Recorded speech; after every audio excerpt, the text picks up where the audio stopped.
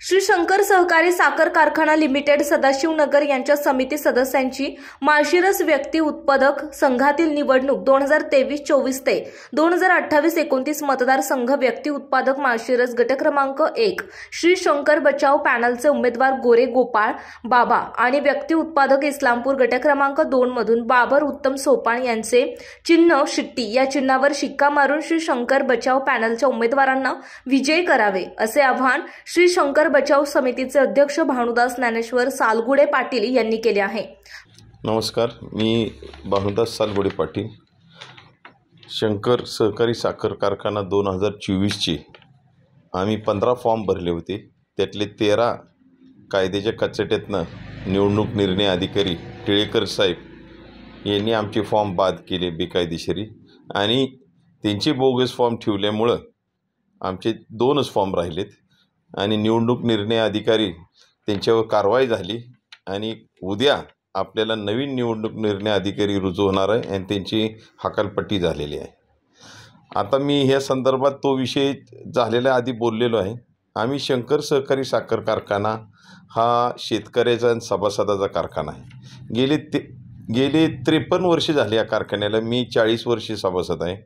ही आपले शेतकरी सभासद कामगार बरेचसे आपले ह्या कारखान्यावर अन्याय होत आहे आणि आपले सभासद मागच्या इलेक्शनला कारखाना स्थापन झाला ते 9,000 होते, मतदान मागच्या वेळेस 7,000 होते, आता फक्त 5,000 मतदार राहिलेत।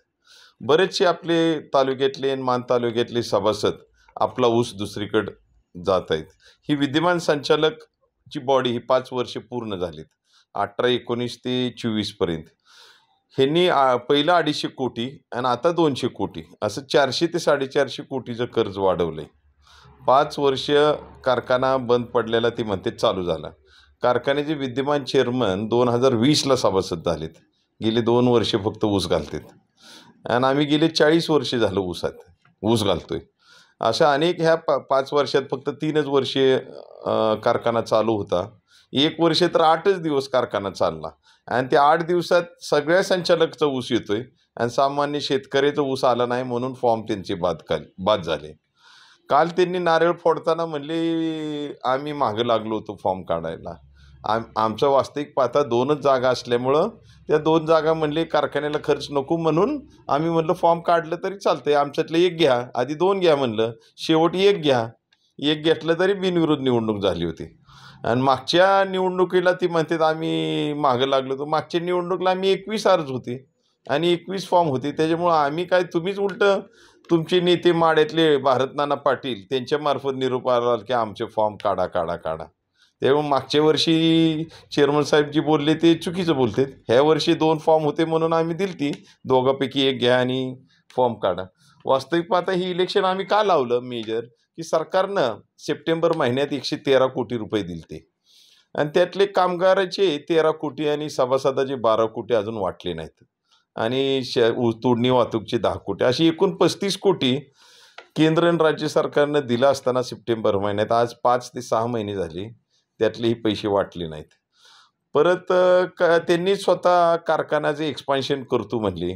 60 कोटीचं 9-10 ऑक्टोबरमध्ये टेंडर काढलं, शासनाची मंजुरी मिळाली आणि गेले 5 वर्ष माननीय चेअरमन साहेबांनी जनरल मीटिंग किंवा वार्षिक सभा मोळीपूजनला आपल्याला कारखाना एक्सपान्शनशिवाय पर्याय नाही अशी म्हणले आणि 10व्या महिन्यात 9-10ला टेंडर काढलं, टेंडर मंजूर झालं। ऑर्डर द्यायची असताना दिवाळीत त्यांनी लगेच 1 महिन्यात त्यांना कसं कळलं दुष्काळ आला? पूर्ण पावसाळा सीझन संपेपर्यंत टेंडर काढेपर्यंत तुम्हाला कळलं नाही दुष्काळ आहे। टेंडर तुम्ही 9 ऑक्टोबरला काढताय, 9 ऑक्टोबरला काढला आणि परत महिन्यानं कळतं का दुष्काळ आहे ती? आणि परत तुम्ही कालच्या मिटिंगला देवदरमध्ये किती पाणी आहे, भाटघरमध्ये किती पाणी आहे, वीरमध्ये किती पाणी आहे असं दिशाभूल करायचं काल त्यांनी भाषणात सांगितलं। अहो दुष्काळ काय शंकरलाच आहे का? श्रीरामला दुष्काळ आहे, आपल्या सोलापूर जिल्ह्यात 30 कारखाना आहेत, सगळ्याला दुष्काळ आहे। शेजारी ओंकार कारखाना 1250 टनीचा 5,000 टनी 250 कोटीचं एक्सपान्शन झालंय, चालू आहे, अंतिम टप्प्यात आहे। पांडुरंग कारखाना तुमच्या मागणं घेऊन आज 10,000 टनी झालाय। मग इतर कारखान्याला दुष्काळ नाही का? का शंकरलाच दुष्काळ आहे? तुम्ही जी शेतकऱ्याची सभासदाची दिशाभूल करताय, पैसे येईपर्यंत म्हणत होते एक्सपान्शन करायचं आणि पैसे आलं, टेंडर काढलं आणि परत दिवाळीत तुम्ही परत म्हणताय नाही आता करायचं. आणि मी तुम्हाला चॅलेंज देऊन सांगतोय, आज जर तुम्ही 100 कोटीचा काल जी हिशोब सांगितला, तुम्ही 5 वर्षात तुम्ही एक्सपान्शन करतच नाही. तुम्हाला एक्सपान्शन करायचंच नाही, पैसेच हडप करायचं असेल आणि ईश्वरनगरला न्यायचं असेल, ही सदाशिवनगरच्या जनतेवर आणि सदाशिवनगरच्या सभासदावर अन्यायच आहे. असे अनेक प्रश्न आहेत, की गेले 5 वर्ष तुम्ही काही केलं नाही, शेतकऱ्याला चिमटभर साखर दिली नाही आणि गेले 2 वर्ष कारखाना चालू होता. 1 वर्ष 3.5 लाख झालं आणि 1 वर्ष 3,46,000. ते दोन्ही वर्ष सभासदाचा फक्त 16% आणि 1 वर्ष 19%. हे 60-70 हजार टन फक्त ऊस सभासदाचा आणलाय.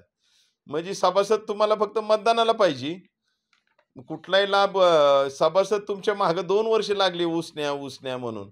मला माढ्यातनं, टिंभुर्णीतनं अनेक फोन आले मान तालुक्यात, की तोडणी वाहतूकच दिली नाही म्हणून आम्ही 2 वर्ष ऊस आम्हाला घालता आलं नाही. म्हणजे सभासदाचा ऊस सोडून तुम्ही इतर 2-2.5 लाख टन ऊस आणला. सभासदाचा ऊस आणला नाही. सभासदाला साखर दिली नाही 5 वर्ष. कामगाराला काय दिलं नाही. आणि आता तुम्ही मतं मागताना तुम्हाला कळेल 100 गावात फिरताना कशी तुम्हाला ताणून लावतात शेतकरी. तुम्ही मत मागायला जावा मान तालुक्यात आणि माढा तालुक्यात. माळशिरस तालुक्यातली लोक ऐकून घेतील, पण बाहेरची तालुक्यातली लोक तुम्हाला ताणून लावल्याशिवाय राहणार नाही. आणि मी तुम्हाला 100% सांगतोय, सभासद 5,000 सभासद आहेत, त्यातले 4,500 सभासद नाराज आहेत. आणि आमचे 2 उमेदवार, 2 वाघ, एक माळशिरस तालुक्यातला वाघ गोरे गोपाळ बाबा आणि एक मान तालुक्यातला वाघ बाबर उत्तम सोपान, ही 2, एक माळशिरस आणि मान तालुक्यातली 2 वाघ 26 तारखेला दोघेही निवडून येणार आहेत. आणि सभासद आपले शंकरचे आहेत, तेच त्यांना निवडून देणार आहेत आणि दोघेही चांगल्या मताने निवडून येणार आहेत. आणि ह्या जी ईश्वरनगरवाले इथं 2 वर्षापूर्वी सभासद झालेत, मालकं झालेत, 15,000 रुपये देऊन काल परवा मालकं झालेत ह्या कारखान्याची, आणि अन्याय कामगार आणि शेतकरी करतात. ह्यांचा सभासद बंधूंना सगळं काय 5 वर्षातनं बघितलंय. आणि त्याच्यामुळे जरी आता ह्यांची सत्ता आहे 5 वर्ष, त्याला काय आम्हाला बोलायचं नाही. 5 वर्ष त्यांनी चालवावं, नाहीतर परत 2029ला आता आम्ही परत फुल तयारीनं करून 21चे 21 उमेदवार करणार आहे. पण 100% 25 तारखेला आमचे सभासद ह्या दोघांना निवडून देतील आणि 26 तारखेला ते निवडून येणारच आहेत. दुसरा विषय, मान्य जयसिंग मोहिते पाटील यांनी कारखान्याचं सहकार मर्शीचं सांगितलं. या दोन्ही कारखान्याचं कॉस्ट ऑफ प्रोडक्शन 700 ते 800 रुपये इतर कारखान्यापेक्षा जास्त आहे. आज 700 ते 800 रुपये जर शेजारच्या सहकारी आणि खाजगी कारखान्यापेक्षा गेले सलग 15 वर्ष ईश्वरनगर कारखान्याने FRPच्या वर दिलं नाही. मग जर 10 लाख 12 लाख क्रशिंग करून तुम्ही जर FRPच्या वर देत नाही, आज ह्या वर्षी आपल्या ईश्वरनगरचं 2670 फायनल आहे आणि आपलंही 2600-2700 रुपये दर आहे. आज बारामतीतल्या सोमेश्वर माळेगावचा दर 3500 ते 3600 रुपये होणार आहे. मग आम्ही 900 रुपये कमी घ्यायचं का? गेले 5 वर्ष आम्ही 400-500 रुपये कमी घेतोय. ह्या वर्षी आम्हाला माळेगाव सोमेश्वरपेक्षा 900 रुपये कमी दर देणार आहे. मग तुम्ही जे 700-800 रुपये प्रोडक्शन कॉस्ट वाढवताय, त्याच्यामुळे तुम्हाला शेतकऱ्याला 800 रुपये कमी द्यावं लागते. आणि ही सभासद दोन्ही सहकार मर्शी असू किंवा शंकर असू, ही आता आपल्या तालुक्यातले मराठा समाजाला जाणीव झाले की ही पिळवणूक करतात मराठा समाजाची. त्याच्यामुळं ह्या ईश्वरनगरवाल्यांनी जेवढी माळशिरस तालुक्यातल्या मराठा समाजाची पिळवणूक केली, ही 25 तारखेला मराठा समाज तुम्हाला दाखवणार आहे. आणि ह्यावेळेस आमचे दोन्ही उमेदवार, आमचं शिट्टी ही चिन्ह आहे आणि दोन्ही उमेदवारला शिट्टी ह्या चिन्हावर दोन्ही चिठ्ठ्यावर 1-1 नंबरला आहे.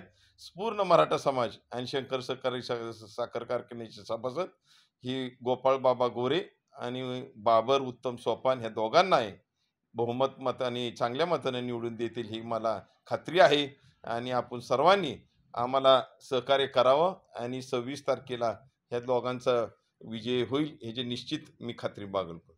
धन्यवाद. Bureau report, Jansatta Marathi news network, Malshiras, Sadashivnagar.